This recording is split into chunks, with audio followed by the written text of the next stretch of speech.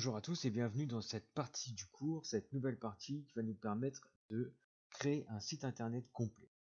Donc créer une première page internet, c'est très bien, ça nous a permis de voir la base du codage HTML avec les balises, les styles CSS et de le dynamisme avec JavaScript.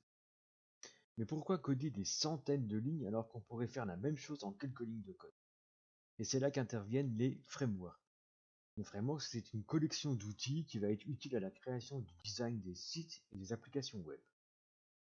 Pour commencer, nous allons mettre en place l'architecture de notre nouveau site. Pour bien développer, il faut être bien organisé. On va donc commencer par structurer notre site. Pour cela, on va créer à la racine, donc là où vous avez créé votre premier dossier, on va créer un nouveau dossier qui va s'appeler Portfolio.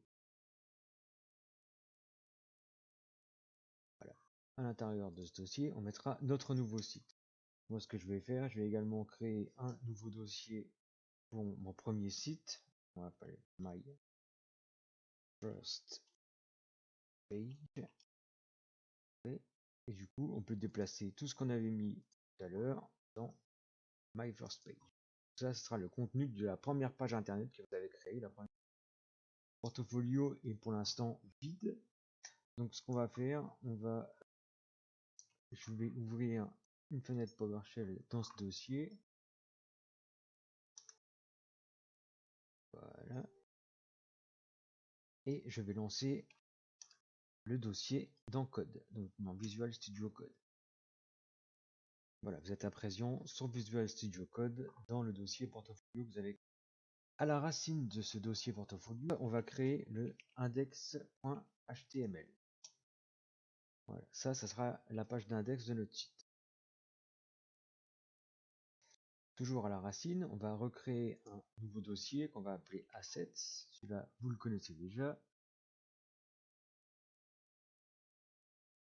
On va également créer un dossier, dans ce dossier assets, on va créer un nouveau dossier également.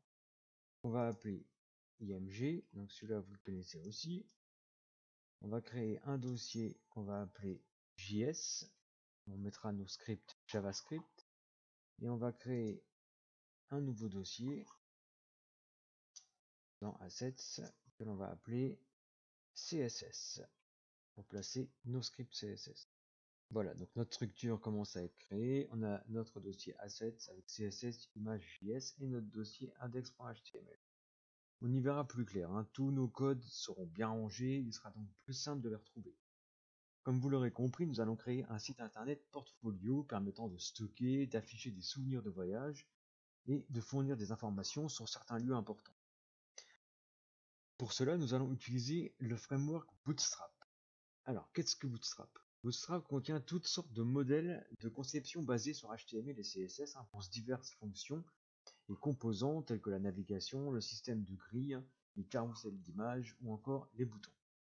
Bien que Bootstrap fasse gagner du temps aux développeurs en leur évitant de devoir gérer les modèles de façon répétitive, son objectif premier est de créer des sites internet réactifs, c'est-à-dire de permettre à un site de fonctionner de manière optimale sur toutes les tailles d'écran, que ce soit pour les téléphones avec des petits écrans ou les ordinateurs de bureau avec des écrans plus grands. Les développeurs n'ont donc pas besoin de créer des sites spécifiques à un appareil et de se limiter leur public. C'est top. Maintenant, on va voir dans la prochaine section comment installer Bootstrap.